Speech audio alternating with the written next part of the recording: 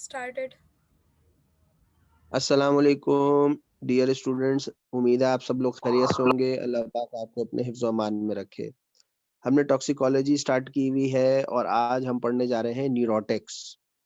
मेरी कोशिश ये रहेगी कि मैं जल्द अज़ जल्द आपको इम्पोर्टेंट पॉइज़न्स पढ़ा दूँ, ताकि जो एग्ज़ामिनेशन पॉइंट ऑफ व्यू से है, उसकी रिक्वायरमेंट पूरी हो जाए।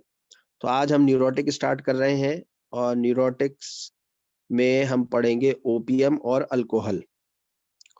देखिए, न्यूरोटिक्स उन जहरीले मादों को कहते हैं या उन पॉइजन्स को कहा जाता है जो कि ब्रेन और स्पाइनल कॉर्ड पर असर छोड़े। ब्रेन को डायरेक्ट और इनडायरेक्ट इफेक्ट करें, स्पाइनल कॉर्ड को डायरेक्ट और इनडायरेक्ट इफेक्ट करें। अगर ब्रेन को इफेक्ट कर रहे होते हैं तो हम सेरिब्रल न्यूरोटिक्स कहा कहते हैं उनको, और अगर वो स्पाइनल कॉर्ड को इफेक्ट कर रहे होते हैं तो हम उनको स्पाइनल न्यूरोटिक्स कहते हैं।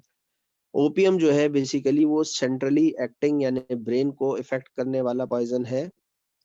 ओपियम का नाम आपने सुना होगा, इसको अफ्यून भी कहते हैं। आमतौर पर इसके नशा करने वाले अफराद को अफ्यूंची कहा जाता है। Yes, अच्छा, sir. ओपियम की तारीख जो है वो बहुत पुरानी है। ओपियम को हम जिस अंदाज से देख रहे होते हैं वो पॉइजन के एतबार से देख रहे होते हैं, और इसको हम टॉक्सिकोलॉजी में बड़ा नेगेटिव इम्पैक्ट इसका हम देखते हैं। लेकिन हकीकत ये है कि ओपियम या जो कि पॉपी प्लांट कहलाता है, ये अल्लाह पाक ने पैदा किया है, और अल्लाह पाक ने कोई भी चीज बगैर किसी मसलहत और फायदे के पैदा नहीं करी है। हर चीज में खैर और शर का अंसर शामिल है। किसी भी चीज में या तो खैर ज्यादा होती है या शर ज्यादा होता है, लेकिन दोनों चीजें किसी ना किसी रेशो में मौजूद होती हैं। अब ओपियम की तारीख थोड़ी सी समझ लीजिए कि ओपियम या जिस प्लांट से ये हासिल होती है उसको हम कहते हैं पॉपी प्लांट। बेसिकली एक छोटा सा पौधा होता है, और इसका जो फ्रूट होता है उस फ्रूट में चीरा लगाते हैं बारीक ब्लेड से, और फ्लूइड बाहर आता है। वो फ्लूइड कहलाता है एक्सुडेट, ठीक है, रसाव। और फिर वो सूख जाता है, वक्त के साथ उसे सूखने का मौका देते हैं, और फिर वो सूखा हुआ जो एक्सुडेट होता है उसको हासिल कर लिया जाता है, और वो वक्त गुजरने के साथ साथ वो काला पड़ जाता है। वो कहलाता है ओपियम या अफ्यून।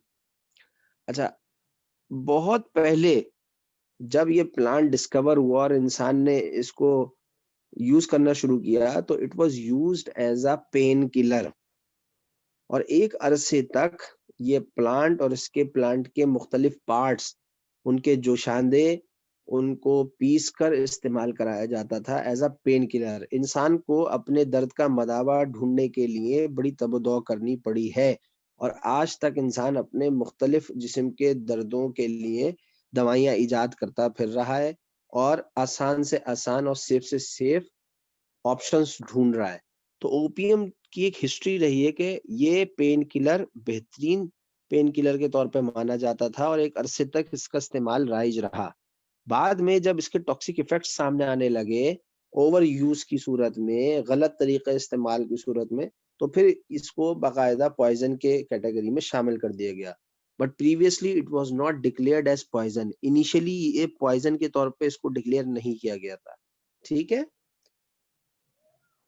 और इसको सूदिंग इफेक्ट के लिए भी इस्तेमाल करते थे, यानी रिलैक्सेंट, आदमी को सुकून से नींद आए, वो रिलैक्स हो जाए, काम हो जाए, इस तरीके से भी इसके डिकॉक्शंस या टीज इस्तेमाल होती रही थी, ठीक है। ये थोड़ा सा एक माजी है इस प्लांट का। एनीवे, ओपियम एंड मॉर्फिन, ये दो चीजें आपके सामने यहाँ पर टॉक्सिकोलॉजी में डिस्कस होंगी। अच्छा, अब हम जब ओपियम या मॉर्फिन को देखते हैं तो बात यह है कि इस प्लांट में से कौन कौन से अल्कलॉइड्स हैं जो कि निकाले गए हैं, पहले उनकी तफसीलात जान लेते हैं। दो किस्म के अल्कलॉइड्स या दो ग्रुप अल्कलॉइड्स के हासिल किए गए हैं। एक है फिनेंथ्रीन ग्रुप और एक है बेंजाइल आइसोक्विनोलोन ग्रुप। ये 2 ग्रुप में तकसीम किए गए इसके एल्कलॉइड्स, और फिनेंथ्रीन ग्रुप में मॉर्फिन आता है, कोडीन आता है और थियाबेन आता है। मॉर्फिन का नाम मेडिकल साइंस में बहुत आता है, और morphine as a strong painkiller के तौर पर इस्तेमाल होती है, खास तौर पे एलोपैथिक सिस्टम ऑफ मेडिसिन में। आपने सुना होगा कि मॉर्फिन का इंजेक्शन लगाना पड़ा, इतना दर्द हुआ, तो इसका मतलब ये है कि बहुत शदीद दर्दों में मॉर्फिन ऑप्शन चूज किया जाता है, वरना एनसेड ग्रुप या नॉर्मल एनाल्जेसिक्स वो इस्तेमाल करके दर्द का मदावा कर लिया जाता है।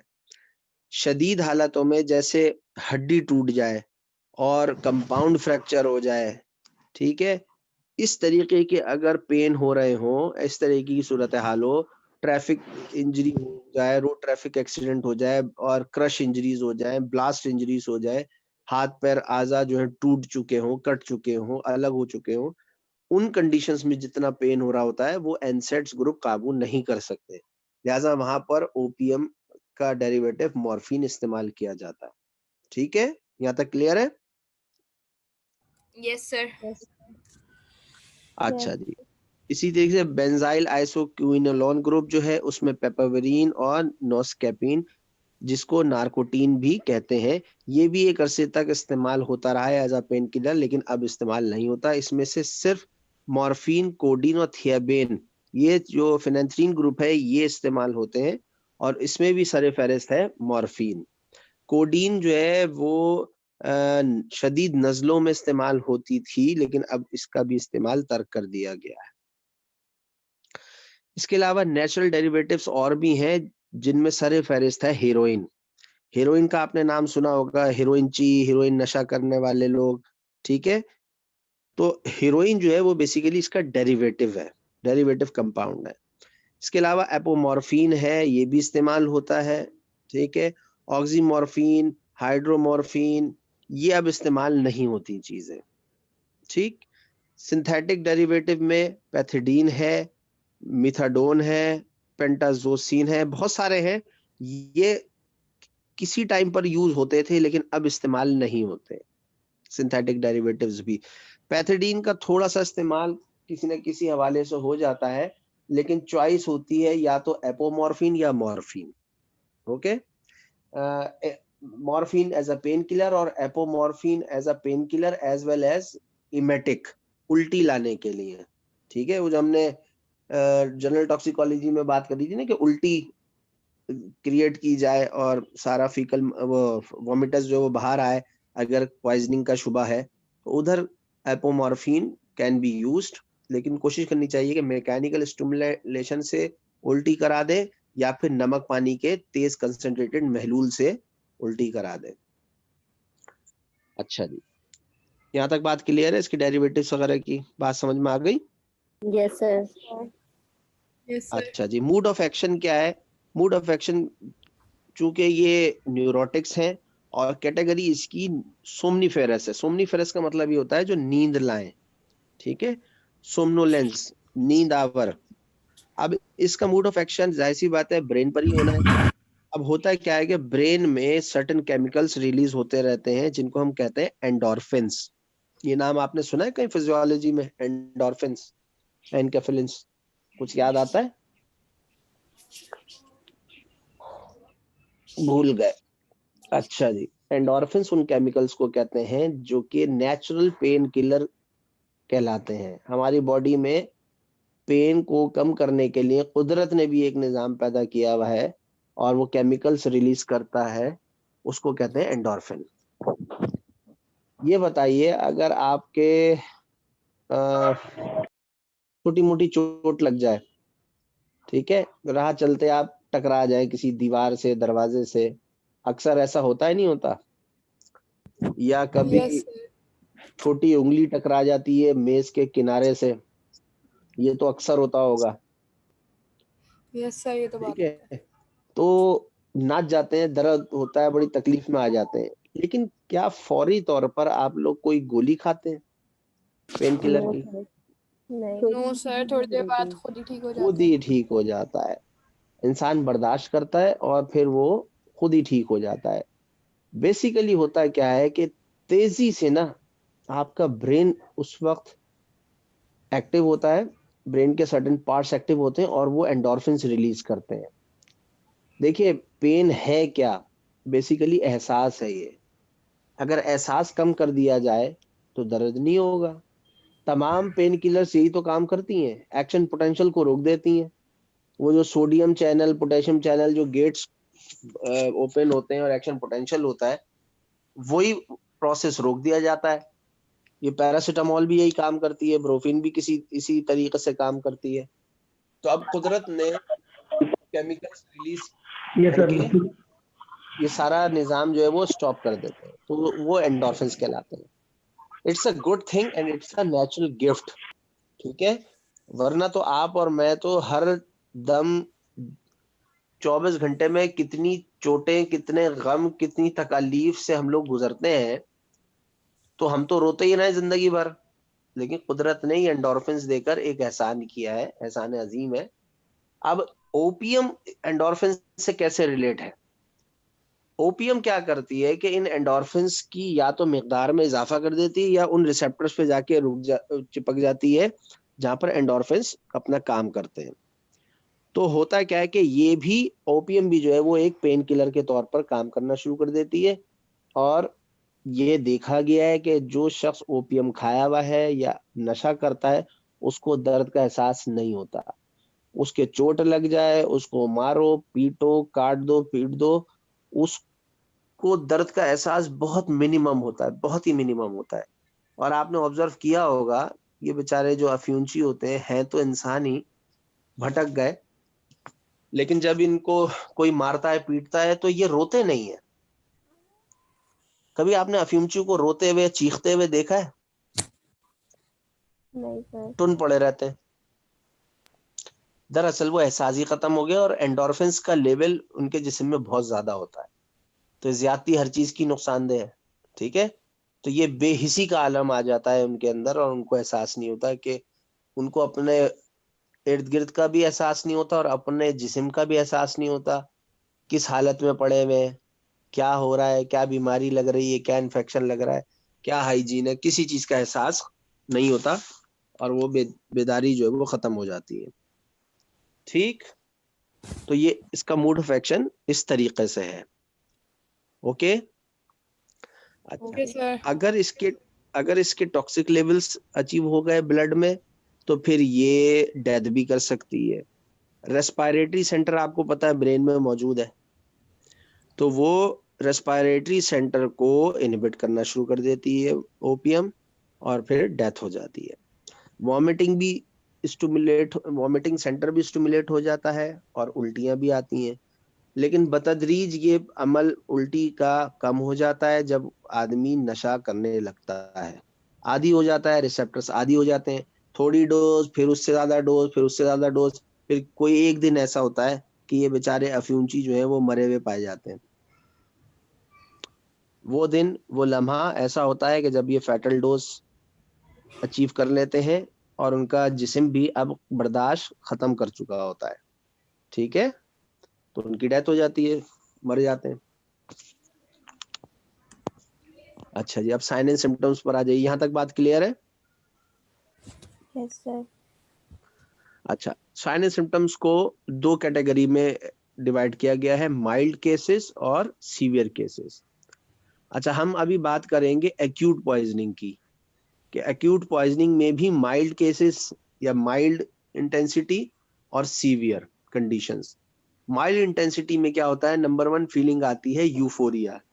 ये बड़ी अजीब सी कैफियत है, यूफोरिया। यूफोरिया का मतलब है फीलिंग ऑफ वेल बीइंग, कि सब अच्छा है, मैं अच्छा हूँ, everything is okay with me. अगर इसको सादा तरीन अल्फाजों में मैं ये कह सकता हूँ कि जैसे खुश फहमी होती है और एक गलत फहमी होती है। क्या फर्क है खुश फहमी और गलत फहमी में? फहमी में इंसान सब कुछ अच्छा सोच रहा होता है, गलत फहमी में कुछ उलट सोचा हुआ होता है उसने, अपोजिट चीजें हाँ सोची हुई शाबाश, होती हैं। देखिए, खुशफहमी इज अ पॉजिटिव थिंग, ठीक है। आप किसी शख्स के मुतालिक अच्छा सोचें, किसी चीज के मुतालिक अच्छा सोचें, आने वाले वक्त के बारे में अच्छा सोचें, हालात के बारे में अच्छा सोचें, दैट इज खुशफहमी, खुशफहम। लेकिन समटाइम्स ये खुशफहमी जब जरूरत से ज्यादा एक्सीड कर जाए और रियलिटी से कांटेक्ट छोड़ दे, मसलन अगर आपसे ये कहा जाए कि कोरोना आ गया है बट स्टे पॉजिटिव, कुछ नहीं होना, क्या ये ये गलत, स्टेटमेंट सही है? नहीं सर, ये गलत फहमी है। आपको स्टे पॉजिटिव के लिए क्या करना है? आपको केयर्स करनी है, आपको प्रिवेंशन करनी है, आपको एहतियात करनी है, ये पॉजिटिव एटीट्यूड है, ठीक है। लेकिन अगर ये कहे नहीं जी ठीक है, सब सही हो जाएगा, अल्लाह बेहतर कर देगा, अल्लाह ने, देखिए बीमारी भी तो अल्लाह ने ही भेजी है ना, तो नाउजुबिल्ला क्या अल्लाह नहीं चाहता कि हम लोग ठीक रहें? नहीं, वो आजमाइशें लेता है और देखता है कि इंसान अपनी अकल के मुताबिक भी कितना काम कर रहा है या नहीं, जो मैंने उसको नेमत दी है। अकल एक बहुत बड़ी नेमत है, ठीक है।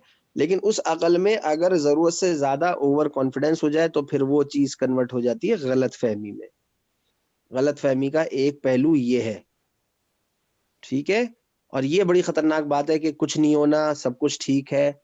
इसको हम कहते हैं यूफोरिया, या सादा तरीन अल्फाज में कि आई एम द बेस्ट, मैं सबसे अच्छा हूँ, मेरी सेहत सबसे अच्छी है, मैं सबसे ज्यादा खूबसूरत हूँ, मैं सबसे ज्यादा ताकतवर हूँ, मुझे कुछ नहीं होना। ये फीलिंग अगर आ जाए तो उसको कहते हैं मेडिकल टर्म में यूफोरिया। और इसमें यही हो रहा होता है। ओपियम पॉइजनिंग के पेशेंट को अगर आप डराएं धमकाएं, वो डरता ही नहीं है, ठीक है। वो बिल्कुल भी खौफ नहीं खाता। यही वजह है कि वो, उसको जो कहा जाए और अगर वो आपकी बात, उससे ये कह दिया जाए कि तुम उल्टा चल के दिखाओ, तो वो उल्टा चलेगा,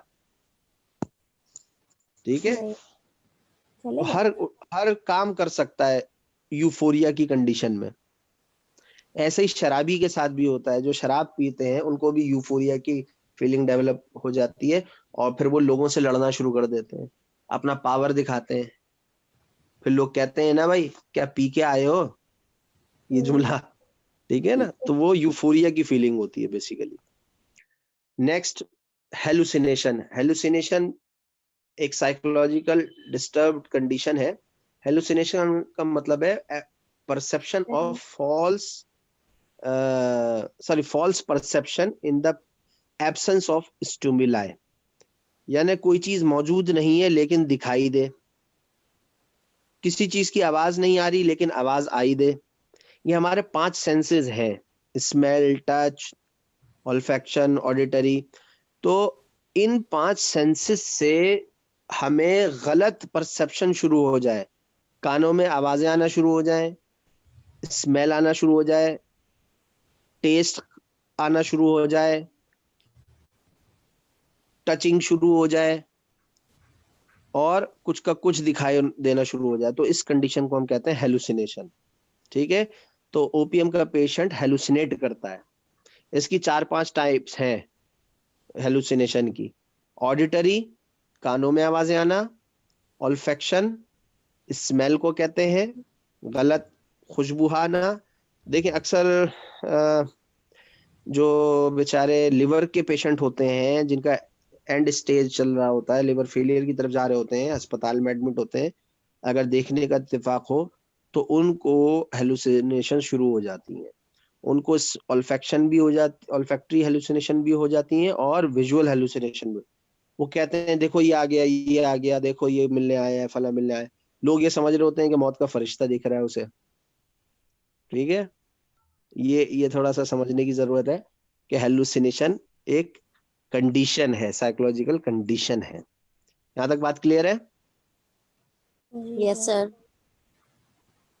अच्छा जी, हेलुसिनेशन की फिर बहुत सारी तफसील है, इंशाल्लाह जब फॉरेंसिक साइकेट्री पढ़ेंगे तो वहाँ और डिटेल से इसको डिस्कस करेंगे। अच्छा, नेक्स्ट है टेकीकार्डिया, दिल की धड़कन का तेज हो जाना, ये भी होता है। वॉमिटिंग होगी, लिथार्जी, कमजोरी एक्सट्रीम किस्म की महसूस होगी उसको। कंस्ट्रिक्टेड प्यूपिल, ये प्यूपिल जो है वो कंस्ट्रिक्ट हो जाएगी, इसका मतलब ये कि रोशनी आंखों में कम जाएगी, तो इसको जरा सही नहीं दिखेगा, फोकस होकर नहीं देख सकता। कॉन्स्टिपेशन बहुत स्ट्रांग हो जाती है। और अफ्यूंची जो पुराने एडिक्ट्स होते हैं, इनको बहुत खतरनाक कॉन्स्टिपेशन होती है, एक एक डेढ़ हफ्ता जो इनको स्टूल पास नहीं होता है। जब ये ट्रीटमेंट पे आते हैं और इनकी हिस्ट्री पता चलती है तो इनको कॉन्स्टिपेशन और इम्पोटेंसी, ये दो मामलात क्रोनिक ओपियम पॉइजनिंग या क्रोनिक ड्रग अब्यूजर्स के साथ ये होता ही होता है, कॉमन फाइंडिंग है। अच्छा जी, सीवियर केसेस में क्या होता है? स्ट्यूपर। अब स्ट्यूपर क्या है? ये दिमागी हालात बहुत ज्यादा खराब होते चले जाएंगे, रिफ्लेक्सेस कम हो जाएंगे, रेस्पिरेटरी सेंटर, इसका कार्डियोवैस्कुलर सेंटर, ये सब इनहिबिट होना शुरू हो जाता है, कोमा में जा सकता है। This is स्ट्यूपर।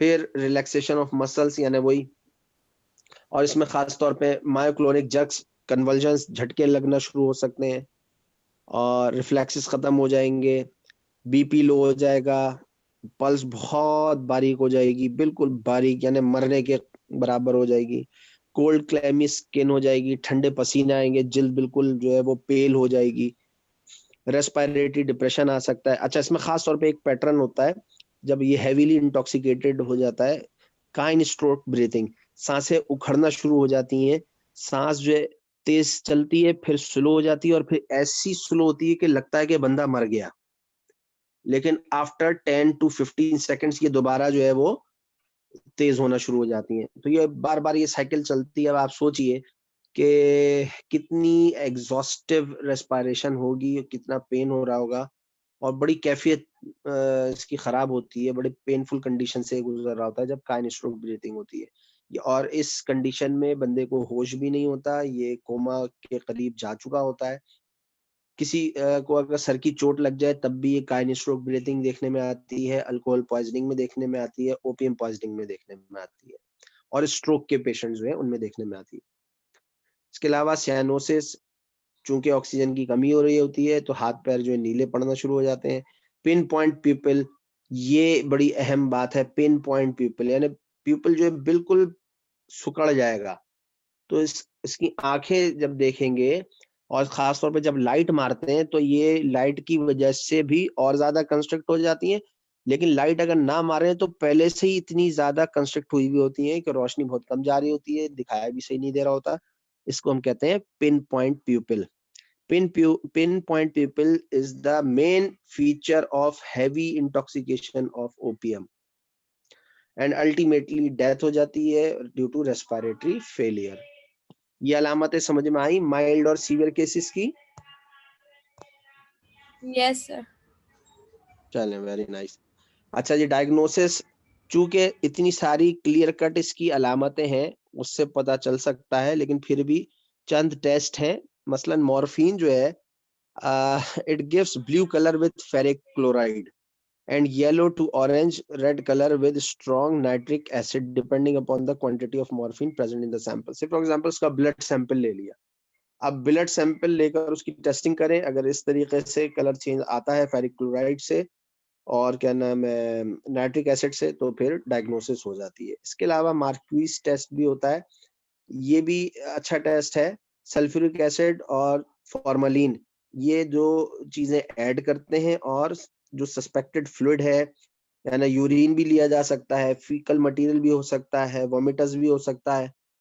चूंकि अक्सर ये होता है कि पेशेंट जब आता है इमरजेंसी की सूरत में तो उल्टियां कर रहा होता है, काइन स्ट्रोक ब्रीथिंग हो रही होती है उसको, और कंस्ट्रक्टेड प्यूपिल होती है, इस तरीके से पेशेंट की कंडीशन आती है जब उसको इमरजेंसी में लेकर आते हैं हैवी इंटॉक्सिकेटेड। अब उस वक्त ट्रीटमेंट तो करना ही करना है, लेकिन डायग्नोसिस भी तो बनानी है कि इसको हुआ क्या है। और चूंकि मेडिको लीगल एस्पेक्ट्स भी होते हैं, लिहाजा जल्द से जल्द डायग्नोसिस बनानी चाहिए कि इसको किस चीज से पॉइजनिंग हुई है। तो ये टेस्ट जो है वो हैंड्स ऑन किया जा सकता है और बड़े आसानी से हो जाता है, कोई इसमें इतना मुश्किल नहीं है। तो ये कलर अगर चेंज होना शुरू हो जाए पर्पलिश कलर, तो इसका मतलब है कि वो मॉर्फिन या ओपियम खाकर आया है। ठीक है। क्रोनिक पॉइजनिंग में 2-3 फीचर्स इजाफी हो जाते हैं। मसलन चूंकि क्रोनिक पॉइजनिंग उसी शख्स में होगी जो मुसलसल इस चीज का शिकार है, ओपियम यूज कर रहा है। ओपियम चबाई भी जाती है, इनहेल भी की जाती है, और इंजेक्टेबल की सूरत में भी ली जाती है, खासतौर पे जो हीरोइन होती है। ठीक है, हीरोइन जो है वो इंजेक्शन की सूरत में ली जाती है। अब अगर इंजेक्शन लगेंगे बार बार तो जिस्म पर निशान तो पड़ेंगे ना, हेमाटोमास बन जाते हैं। अब वेन्स वो पंचर करते रहते हैं आए दिन, तो उनके जख्म पड़ जाते हैं, बहुत बुरी सूरत हाल होती है। अक्सर औकात डेथ भी इसी वजह से हो जाती है। हेमाटोमा बना और वो डिसलॉज हो गया, वो थ्रोम्बस बना और जाके दिल पे अटैक किया, बंदा मर गया। ठीक है, तो ये क्रोनिक पॉइजनिंग में ये निशानी होगी, कंस्ट्रिक्टेड पीपल होंगे, भूख नहीं लगेगी, एनोरेक्सिया होगा, एमनीजिया, कन्वर्जन, हेलुसिनेशन का शिकार होगा, उसकी याददाश्त साथ नहीं देगी, याददाश्त कमजोर होती चली जाएगी, कॉन्स्टिपेशन एंड इम्पोटेंसी, ये जैसे मैंने पहले भी अर्ज किया था, ये अहम फीचर्स होते हैं। ठीक है, यहाँ तक बात clear? Yes Yes, sir. sir. अच्छा जी, अब ट्रीटमेंट देख लेते हैं। देखिए, ऐसे पेशेंट को सबसे पहले उसकी जो रेस्पिरेटरी सारा मामलात है, पिक्चर उसको देखना चाहिए और उसका बीपी मेंटेन करना है। वाइटल्स को मॉनिटर करते हुए तेजी से उसकी लाइफ को सिक्योर करना है। तो उसमें सबसे पहले हम आर्टिफिशियल रेस्पिरेशन एंड ऑक्सीजन वगैरह देने की कोशिश करते हैं। शदीद हालतों में हमें सीपीआर की भी जरूरत पड़ सकती है, कार्डियोपल्मोनरी रिसस्टिकेशन की जरूरत पड़ सकती है, और एंडोट्रैकियल ट्यूबेशन करते हैं ताकि उसकी सांस वगैरह सही तरीके से बहाल हो जाए। स्टमक वॉश इसमें कर सकते हैं, बिल्कुल करना भी चाहिए, और खास तौर पे अगर एक्सीडेंटल ओपीएम पॉइजनिंग हो जाए। अब मैं इसके मेडिको लीगल केसेस बताऊंगा तो वहां समझ में आएगा। धोखा देकर जो है वो ओपीएम खिला दी, बंदा बेहोश हो गया और उसको लूट लिया। मैंने आपसे एक वाकया शेयर किया था, ये यस वो सर, बताया था आपने बिस्किट में। हाँ, वो बिस्किट के अंदर ओपीएम का सोल्यूशन डिप करके इंजेक्शन मार के दिया था। तो ये हो जाता है, बिल्कुल यस हो जाता है। किसी भी राहगीर से खाना खाने की या उस कोई चीज लेकर खाने की जरूरत नहीं है। खासतौर पे दौरान सफर जो है, कोशिश करनी चाहिए कि अपना खाना खुद लेके जाएं, बीच में से खाना ना लें। पूरे पूरे काफिले जो हैं वो लुट जाते हैं, पूरी पूरी बसें लुट जाती हैं। अच्छा जी, स्टमक वॉश किया जाए, आईवी डेक्सट्रोज का सहारा लिया जाता है, थायमीन दिया जाता है। थायमीन इस वजह से कि जरा सा बी विटामिन बी जो है वो भी मिलता रहे, क्योंकि इसका निजाम हाजमा और मेटाबॉलिज्म सब मुतासर हो चुका होता है। एंटीडोट इसका है सेलेक्टिव नेलोक्सोन या नेलोरफीन। ये ऐसा एंटीडोट है जो कि इसके असरात को मिनिमाइज भी करता है और साथ साथ इसके दिमाग को कंट्रोल करता है, क्योंकि दिमाग जो है ना इसका बहुत ज्यादा मुतासर हो रहा होता है। तो नैलोक्सोन बहुत अच्छी दवा है, लेकिन देखभाल के देनी चाहिए, आम जीपी नहीं देता। ठीक है, ये कोई ऐसी दवा नहीं है कि ये ओवर द काउंटर जाकर मिल जाएगी। सर टाइम फाइसोस्टिक, रह गया मीटिंग एंड होने का। अच्छा अच्छा, ठीक है, कितना टाइम लग गया? 10 मिनट्स। ठीक है, ये टॉपिक हो जाएगा। अच्छा, फाइसोस्टिगमीन दी जाती है। फाइसोस्टिगमीन का ये सुन लीजिएगा, फाइसोस्टिगमीन उस वक्त तक दी जाती है जब तक इसकी आंखों का जो प्यूपिल कंस्ट्रिक्शन है इफेक्ट वो रिवर्स ना हो जाए, तो उस वक्त तक देते रहना चाहिए। फाइसोस्टिगमीन की डोज रिपीट हो सकती है, नेलोरफिन की भी डोज रिपीट हो सकती है, डिपेंडिंग ऑन द कंडीशन। ठीक है, मॉनिटर करते रहते हैं। सपोर्टिव ट्रीटमेंट में इसका बीपी सही रखना है, तो बीपी सही करने के लिए आपको स्टिमुलेंट्स देने होंगे। कुछ ग़िज़ाएँ ऐसी दें जिससे इसका जब होश में आना शुरू हो जाए तो उसको अंडा दें, कॉफ़ी दें। कॉफ़ी जो है वो रिवर्स करती है ख़ास तौर पे ऐसे नार्कोटिक इफ़ेक्ट्स को। फिर पेशाब के ज़रिए उसका मेटाबोलाइट्स ज़्यादा से ज़्यादा निकले तो ड्रिपें लगाते रहें और पानी ज़्यादा पिलाने की कोशिश करें, उसको डाययूरेटिक इफ़ेक्ट होगा। एंटीबायोटिक्स इस वजह से देते हैं कि खुदा खास्ता कोई इन्फेक्शन, कोई कॉम्प्लिकेशन लंग्स की तरफ ना आ रही हो, पल्मोनरी एडीमा ना हो रहा हो, और जब झटके पड़ रहे हों, बार-बार उसको फिट्स आ रहे हों, तो उस वक़्त एक सेडेटिव लिया जा सकता है डायज़ापाम की सूरत में, लेकिन ओवरडोज़ इसकी ना कर दें। पता चला आपने झटकों को रोकने के लिए सेडेटिव इस्तेमाल किया और उसकी ओवरडोज़ हो गई, वो उससे भी बंदा मर जाएगा, क्योंकि ये पहले ही डिप्रेसेंट इफ़ेक्ट में चल रहा है। ओपीएम जो है वो डिप्रेशन क्रिएट की हुई है उसके ब्रेन में ना, लिहाज़ा देखभाल के करना होता है डायज़ेपाम का यूज़। क्रोनिक पॉइज़निंग में सबसे ज़्यादा इम्पोर्टेंट ये है कि हम उसकी काउंसलिंग भी साथ करें, उसको उस एनवायरनमेंट से बचाएँ जिस एनवायरनमेंट में ये चीज़ें हासिल कर रहा है। और क्रोनिक पॉइज़निंग में प्रॉब्लम ये होती है कि इसका ट्रीटमेंट करना इस वजह से भी थोड़ा-सा कभी-कभी मुश्किल हो जाता है कि बंदा वापस नशे की लत पकड़ लेता है। तो विथड्रॉल इफ़ेक्ट्स आते हैं, जिस्म में क्रेविंग शुरू होती है, खाँसी, नज़ला, ज़ुकाम, जिस्म का टूटना, चिड़चिड़ाहट, ये सारे विथड्रॉल इफ़ेक्ट्स आना शुरू होते हैं जब वो नशा छोड़ता है। लिहाज़ा यकदम कोई भी नशा यकदम नहीं छुड़ाया जाता, बदअज़री छुड़ाया जाता है। टेपिंग की जाती है, डोज कम करते हैं, ऑल्टरनेटिव्स इस्तेमाल कर रहे होते हैं, लिहाजा उस तरीके से तो इसका ट्रीटमेंट अच्छा है। अदरवाइज सडन विड्रॉल करवाया तो ये विड्रॉल इफेक्ट्स आना शुरू हो जाएंगे। एंटी स्पाज्मोटिक्स देते हैं, पेट में दर्द वगैरह, वोमिटिंग, डायरिया, इसको चलता रहता है। जितना भी यानी जो और अलामतें हैं वो ट्रीटमेंट वाइज उसका वो सिम्टोमेटिक ट्रीटमेंट की तरफ लेके जाते हैं उसको। ट्रैंकुलाइजर्स भी कभी कभी यूज करने पड़ते हैं जब वो उसको नींद नहीं आ रही होती, चिड़चिड़ाहट हो रही होती है, घर में वो शोर ज्यादा कर रहा होता है, चिड़चिड़ा हो रहा होता है, अपसेट हो रहा होता है, घर से बाहर निकल जाता है, ठीक है, लोगों को परेशान करता है, तो उस वक्त ट्रैंकुलाइजर्स दिए जा सकते हैं। और साइकेट्रिक काउंसलिंग जो है वो सबसे इम्पोर्टेंट है, ताकि ये बंदा जो है माशरे का नॉर्मल शख्स बन जाए, इसको माशरा कबूल करे, रिहैबिलिटेशन सेंटर की तरफ लेके जाना चाहिए, अच्छे साइकाट्रिस्ट से रुजू करना चाहिए। सर ट्रैंक्विलाइजर्स क्या होते हैं? जी, ट्रैंक्विलाइजर्स क्या होता है? ट्रैंकुलाइजर सिडेटिव्स को कहते हैं, नींद आवर अद्वियात को, Okay. डायज़ेपाम, बारबिचुरेट्स वगैरह इनको कहते हैं। एक मिनट होल्ड रखिए।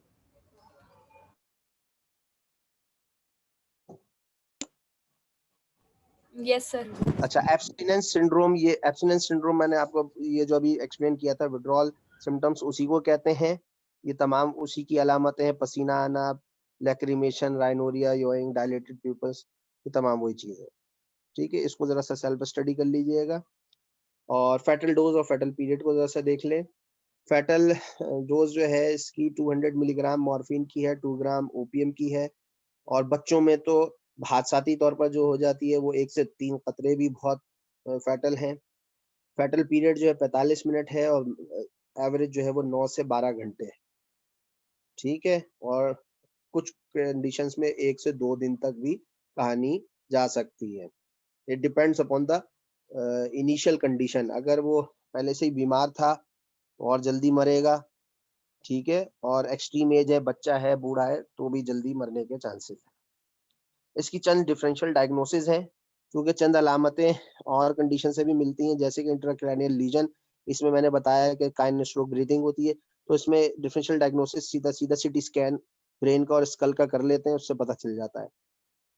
Metabolic conditions like diabetic coma या यूरेमिक कोमा, इसमें ब्लड लेवल्स चेक किए जाएंगे, शुगर उसकी कैसी है, यूरिया लेवल कैसा है, उससे पता चल जाएगा। अल्कोहल पॉइजनिंग, ये इसमें भी ब्लड से टेस्टिंग हो जाती है, पता चल जाता है। कार्बोलिक एसिड, ये भी ब्लड से पता चल जाता है। ऑर्गेनोफॉस्फोरस पॉइजनिंग, ये स्मेल से भी पता चलता है और ब्लड से भी पता चल जाता है। ये वो चंद ऐसी कंडीशंस है जिसमें अलामतें मिक्स हो रही होती हैं ओपियम पॉइजनिंग से। ट्रीटमेंट इनका जर्नल यही चल रहा होता है जो कि ओपियम का है, लेकिन डिफरेंशियल डायग्नोसिस करना अच्छी बात है, कर लेना चाहिए। अच्छा जी, और यूजेस मैंने आपको जैसे थोड़ा सा बताया। अच्छा हाँ, पॉपी सीड्स के बारे में जरा एक कंफ्यूजन क्लियर कर लें, जिनको खशखश कहते हैं या खशखाश कहते हैं। खशखाश के अंदर कोई नार्कोटिक इफेक्ट नहीं है। खशखाश इसके बीज हैं, ये इस्तेमाल होता है, लेकिन चंद ममालिक में जैसे सऊदीया है या मिडिल ईस्ट की कंट्रीज है, वहां अगर आप खशखाश लेके जाएंगे तो धर लिए जाएंगे, वो इसको अभी भी नार्कोटिक में लेते हैं। हमारे यहाँ जो है इसको नार्कोटिक में नहीं लेते, लेकिन है ये इसी का सीड। ठीक है, और एक टर्म है मॉर्फिनिज्म या मॉर्फिनोमेनिया, यानी वो लोग जो बार बार इस्तेमाल करते हैं मॉर्फिन को पेन किलर के तौर पर, उनके अंदर ये एडिक्शन हो जाती है और नुकसान आता है, तमाम वही अलामतें आती हैं, और पर्सनैलिटी भी डिस्टॉर्ट होना शुरू हो जाती है, डिस्फोरिया होता है, यानी रियलिटी से कांटेक्ट खत्म होना शुरू हो जाता है और वो अपनी मस्ती में रहता है शख्स, ये प्रॉब्लम होती है। सेक्सुअल क्राइम्स कर सकता है, और इंटरपर्सनल रिलेशनशिप्स उसके खराब हो जाते हैं, लोगों से लड़ता है, उलझता है, ये तमाम चीजें जो माशरे में देखने में आ रही होती है। ठीक है, that was all about opium. उम्मीद है यहाँ तक आपके बात समझ में आ गई होगी, क्लियर होगा। अगर कोई सवाल है ओपियम से मुतालिक तो कर लीजिए। यस सर, एक क्वेश्चन था जी पूछिए। सर। अभी हमने ट्रीटमेंट में इसकी एलोपैथिक मेडिसिन तो देखी, लेकिन अगर हम हर्बल मेडिसिन की बात करें तो इसकी पॉइजनिंग की हम कैसे ठीक ट्रीटमेंट है, कर मैं सकते हैं? क्विकली या आपको कोई रिस्पॉन्ड करता हूँ। जी जी जी सर। देखिए, हर्बल मेडिसिन में एक कंपाउंड इस्तेमाल होता था, लेकिन अब वो भी अब इस्तेमाल नहीं होता, कंपनी ने बनाना रोक दिया है। That was बरशाशा। बर्शाशा में ओपीएम की थोड़ी सी मिकदार शामिल करके एक माजून टाइप का बनाया जाता था and that was used for severe allergic rhinitis. नजले जुकाम की दवा थी और उससे इन ऐसे मरीजों का भी इलाज कर दिया जाता था कि चौथाई चमचा उनको खिला दी जाती थी, वो पुरसुकून हो जाया करते थे। तो जो विड्रॉल सिम्टम्स होते थे वो रिड्यूस हो जाते थे और बतदरीज बर्शाशा के ऊपर उनको रखकर महीने भर तक उनको टेपर ऑफ करके निकाला जा सकता था। लेकिन चूंकि वो उसमें कानूनी बंदिश आ गई है, क्योंकि उसमें ओपीएम थोड़ी सी ऐड होती थी, अब वो अलाउ नहीं हो रही है। तो एक तो ये ऑप्शन थोड़ा सा कम हो गया है, खासतौर पे हमदर्द के प्रोडक्ट्स में। लेकिन मैंने बताया ना कि ओपीएम का इस्तेमाल पहले भी होता रहा है as a cooling, as a smoothing agent ना, रिलैक्सिंग। तो अगर इसके खास तौर पे ये जो पोस्ते खशखाश है जिसको कूकनार कहते हैं, बेसिकली पॉपी का जो कवरिंग होती है ना, छिलका यानी फ्रूट का छिलका, वो सूख जाता है, उसको कहते हैं कूकनार। तो पोस्ते कूकनार कहते हैं उसको। उसका जो शानदार ऐसे पेशेंट को इस्तेमाल कराया जाए तो उसके विड्रॉल सिम्टम्स भी कम होंगे और आहिस्ता आहिस्ता करके उसको मेन ओपीएम से निकाला जा सकता है। ये एक ऑप्शन है, ठीक है। लेकिन वही बात है, ये ऐसा पेशेंट अंडर ऑब्जर्वेशन रहना चाहिए, ये नहीं कि वो बस घर पे जाके ये काम कर रहा है, नहीं, उसको आपको एडमिट करना पड़ेगा। अच्छा, इसमें कई मेडिसिन की जरूरत पड़ती है, खास तौर पे जैसे जिस वक्त इसका बीपी गिर रहा होता है उस वक्त बीपी को ठीक करना है, जिस वक्त इसको ऑक्सीजन इसकी कम हो रही है उस वक्त आपको ऑक्सीजन देनी है। तो ये हॉस्पिटलाइजेशन का केस है, ये ओपीडी बेस पर मैनेज होता नहीं है। ठीक, okay sir. Sir okay sir. Time भी खत्म हो गया। चलें ठीक है, एंड करें फिर ज्वाइन करें, दूसरा पॉइजन भी पढ़ाना है।